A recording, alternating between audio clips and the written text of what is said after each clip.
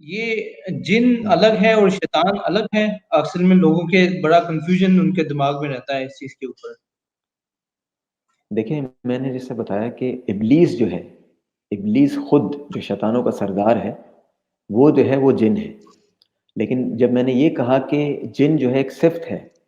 شیطان ایک صفت ہے جو کہ جنوں میں بھی ہے انسانوں میں بھی ہے، تو اس کا معنی یہ ہوا کہ اب ہم دیکھتے ہیں کہ انسانوں میں بھی ایسے بہت سے لوگ ہیں، جیسے اب مثلا لے لیں جادوگر وغیرہ ہیں، اس طرح کے ہیں، تو یہ بھی شیاطین میں سے ہیں، شیاطین الانس میں سے ہیں، انسانوں میں سے جو شیاطین ہیں ان میں سے یہ کہلاتے ہیں۔ اب جنوں میں بھی جو ہے سارے جنات جو ہیں وہ گنہگار، یا تو ایسے تو نہیں کہ شیطانی ہیں،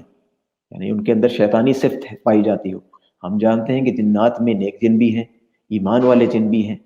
لیکن جی خود جو ابلیس ہے وہ جنوں میں سے ہے، وہ انسانوں میں سے نہیں، وہ خود اس کی جو یعنی جو اصل خلقت ہے اس کی آگ سے ہوئی، وہ جنوں میں سے ہے۔ اب اس کو فالو کرنے والے کچھ لوگ جنوں میں سے بھی ہوں گے، کچھ لوگ انسانوں میں سے بھی ہوں گے۔ جو جنوں میں سے فالو کرنے والے ہوں گے ان کو جنوں میں سے شیطان کہا جائے گا کہ یہ شیاطین الجن ہے، اور جو انسانوں میں سے